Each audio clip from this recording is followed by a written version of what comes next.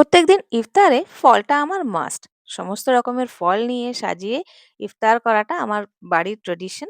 তাই আমি খুব বেশি কিছু স্টোর করে রাখি না। আমি আগেই বলেছি, ঝটপট যেটা তৈরি হয়ে যায় সেটাই করি। ময়দার মধ্যে কিছু নুন, কালো মরিচের গুঁড়ো, মিক্স আপ, চিলি ফ্লেক্স আর একটুখানি কর্নফ্লোর দিয়ে ভালো করে ঘোলটা তৈরি করে নিয়েছি। আর এখানে ব্রেড ক্রাম্বের মধ্যেও কিছুটা চিলি ফ্লেক্স আর মিক্স আপ দিয়ে ভালো করে মিক্স করে নিচ্ছি। এটা খুবই ইনস্ট্যান্ট তৈরি হয়ে যায়। আর এখানে পনির কিন্তু আমি বাড়িতে তৈরি করে নিয়েছি। আর এইভাবে লম্বা, লম্বা করে কেটে নিয়েছি। পনির কিভাবে তৈরি করতে হয় আমি আগেও দেখিয়েছি অনেকবার। আ এটা দেখুন এইভাবে আমি কেটে নিয়েছি। একটু মোটাই কেটেছি। আপনারা চাইলে পাতলাও করতে পারেন। এটাকে সেই ময়দার এ ঘোলে ডিপ করে নেব। আর একটু এক্সেস যেগুলো থাকবে সেগুলো বের করে নেব এভাবে ঝেড়ে কিছুক্ষণ রেখে। আর এটাকে দিয়ে দেব ব্রেড ক্রাম্ব এর মধ্যে। ফার্স্ট কোটিং টা এইভাবে আমরা হালকা করে নেব। আর তারপরে এক্সট্রা যেগুলো লেগে থাকবে একটুখানি ঝেড়ে দেব। এটা দেখবেন একটু ভালো করে নিতে হবে। কারণ উপরের ক্রাঞ্চি লেয়ারটা দরকার।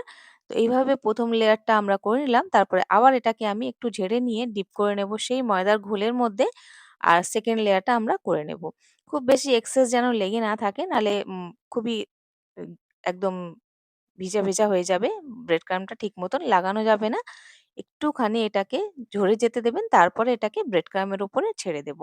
দেওয়ার পর ভালো করে এটাকে ব্রেড ক্রাম্ব দিয়ে কোট করে নেব। দারুণ লাগে খেতে। উপরে না ক্রিসপি লেয়ারটা যখন মোটা করে দেওয়া হয়, ক্রিসপি থাকে। ভেতরের পনিরটা একদম সফট, খেতে অসাধারণ লাগে। আর নিমিষের মধ্যে তৈরি হয়ে যায়। দেখেছেন তো কি তাড়াতাড়ি তৈরি হয়ে গেল? এ ধরনের রেসিপি আমি ইফতারের জন্য বানাই যাতে আমাকে বেশি সময় দিতে না হয়। আর এটাকে ফ্রাই করে নেব এবার। খুব বেশি তেল আমি ইউজ করিনি ফ্রাই করার জন্য। দেখুন অল্প তেলের মধ্যে মিডিয়াম ফ্লেমে যখন তেলটা ভালো করে গরম হয়ে যাবে, এটাকে গোল্ডেন ব্রাউন হওয়া পর্যন্ত আমরা এটাকে ভেজে নেব। ব্যাস হালকা একটু গোল্ডেন ব্রাউন হয়ে যাবে।